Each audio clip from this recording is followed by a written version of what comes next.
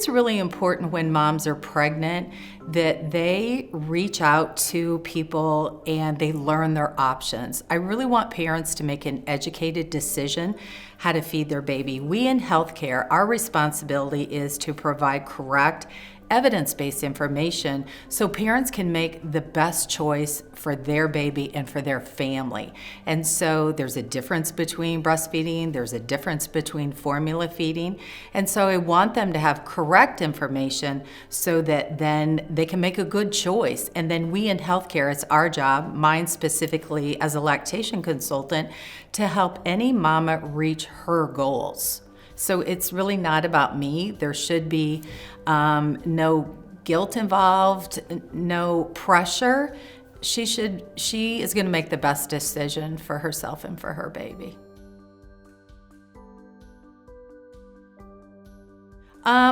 Breast milk is optimum food for a brand new baby. So a lot of times when I break it down to families, when I teach class, basically we're mammals. Mamas have breasts to breastfeed a baby.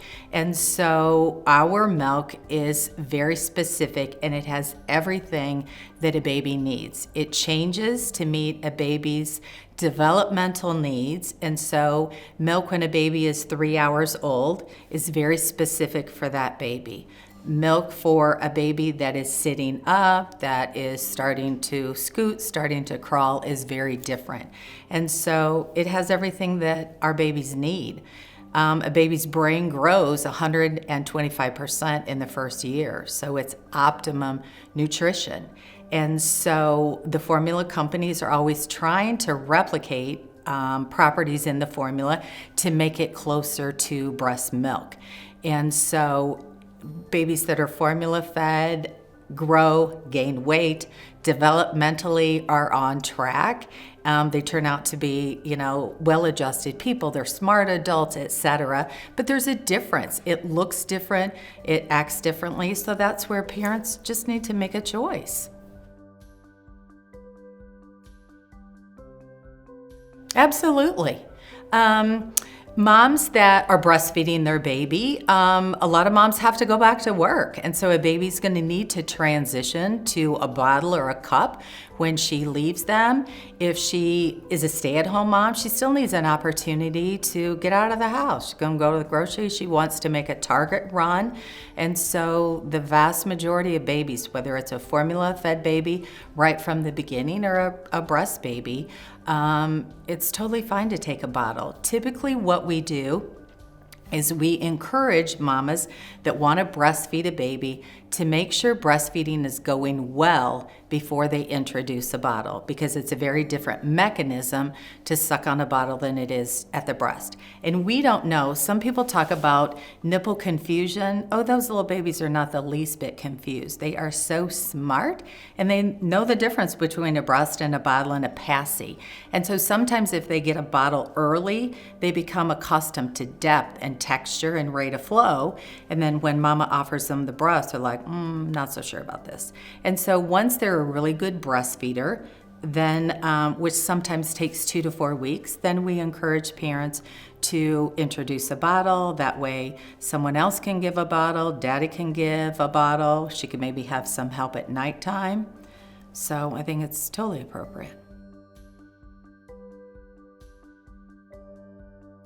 Absolutely. It's fascinating that we have our own little microbiome with our baby. And so the communication, things that a mom comes in contact in the environment, her body makes antibodies that she passes to her baby in her milk. When a baby comes to a mama's breast, latches on, the saliva sends messages to us to produce the antibodies to protect them. And so the first milk that they get is called colostrum.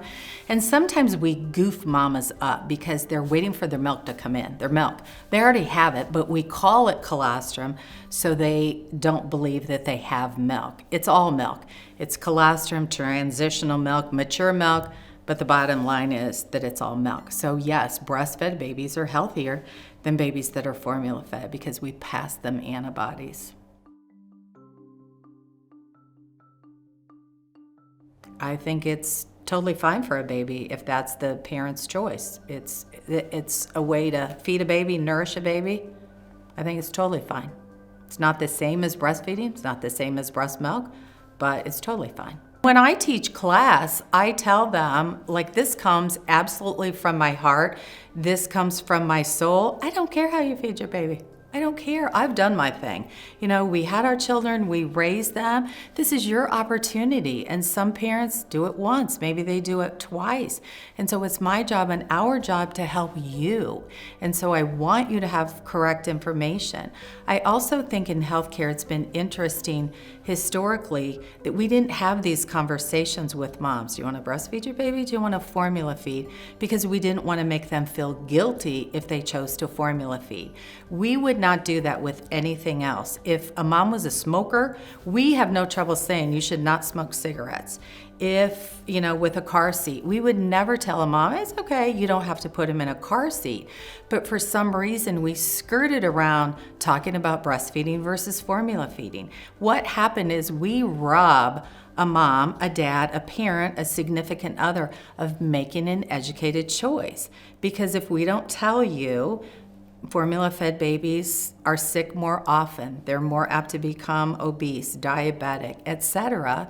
So then 2 months down the road, she learns about the differences and she's like, well, geez, if somebody would have told me, maybe I would have made a different choice. And so it's simply, here's the information. This is what it looks like to breastfeed a baby. This is what it looks like to formula feed a baby or combo feed a baby. You pick what you want to do and we'll help you. You can use tap water, depending on, unless you live in an area where your water is contaminated. If you can't drink it, then you shouldn't be mixing formula for your baby with it. But if you can drink your water, it should be fine to mix for formula. The issue with the water, whether it's nursery water, tap water, your own well water, it's typically not the water that's the problem, it's the potential for bacteria in the powdered formula. It's really important that parents that have chosen to formula feed their baby, that they do it safely. And so we will instruct them that you need to clean the surface of where you're gonna prep the formula. You need to sterilize your bottles. You need good hand washing. And then they always want to follow the instructions on the can or the bottle. And so it's not necessarily the water that's the issue when you mix it with powdered formula. The problem, the potential for problem is in the powdered formula. Powdered formula has the potential to have bacteria in it. And so parents that choose to use that, one of the recommendations is to boil water, let it cool not longer than 30 minutes, mix it with the powder to kill any bacteria if it's in there, and then to finish prepping the bottle. The risk of something happening to a baby with that powdered formula is very tiny. When it does happen, it's catastrophic. And so that's why the recommendation to do it as safely as possible. That's why we have parents go through those steps. The other option is formula that's ready to feed because it's sterile. So brand new babies are the most vulnerable, especially the first couple months. So the recommendation is that they get ready to feed formula, which is sterile for the first couple months. But it's the most expensive. And so a lot of families transition into powdered formula. The risk is always there.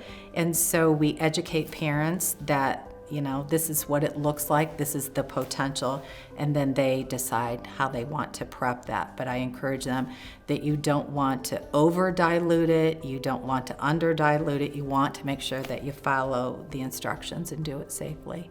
And it's a hard time for parents that are formula feeding their baby, whether they've chosen to formula feed, whether they have to formula feed.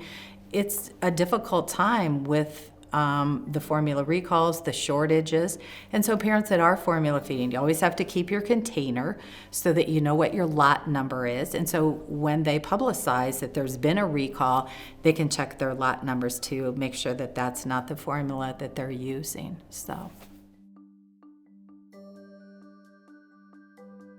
Once a baby, whether it's breast milk or whether it is formula, once a baby's had it in their mouth, you typically are not supposed to save it for the next feed. If they've sucked on it for a little bit, I'm gonna give them an opportunity to burp, or are you really done? I'm just gonna save it for that little window of time, but once they've sucked on it, you're not supposed to save it for the next feed, because saliva can come in contact and then it can grow bacteria. But if you've prepped a bottle and they haven't sucked on it, then typically you could save it for the next feed. Formula can usually sit out after you've prepped it for probably an hour or two.